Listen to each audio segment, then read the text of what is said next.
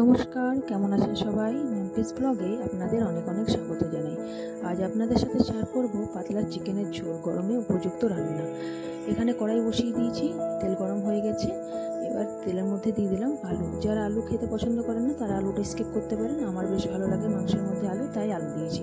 আলু ভাজা হয়ে গেছে, তুলে রেখে দিলাম। এবার ওই তেলের মধ্যে দিয়ে দিলাম চিনি। চিনিটা দেওয়ার কারণ হচ্ছে রান্নার কালার ভালো হবে। এবার দিয়ে দিলাম শুকনো লঙ্কা, তেজপাতা। এবার দিয়ে দিলাম কুচনো পেঁয়াজ। পেঁয়াজগুলো ভেজে লাল লাল করে ভেজে নিলাম। তারপর দিয়ে দিলাম মাংস। এবার কী মশলা দেখুন: কাঁচা লঙ্কা, শুকনো লঙ্কা, আদা রসুন আর একটু পেঁয়াজ। তো মাংস ভাজা হয়ে গেছে। এবার মশলার পেস্টটা দিয়ে দিলাম, আদা রসুনের পেস্ট।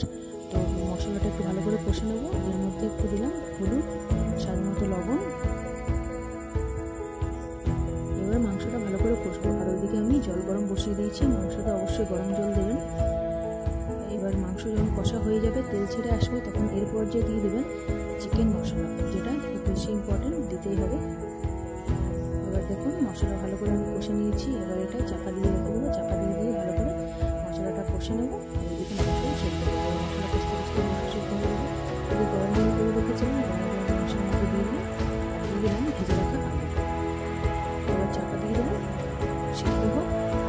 আর আমার রান্না কেমন লাগে অবশ্যই কমেন্টে জানাবেন। আর নিত্য নতুন রান্না শিখতে হলে অবশ্যই আমার পেজটা ফলো করবেন। চ্যানেলটা সাবস্ক্রাইব করতে ভুলবেন না। আজকের মতো এখানে।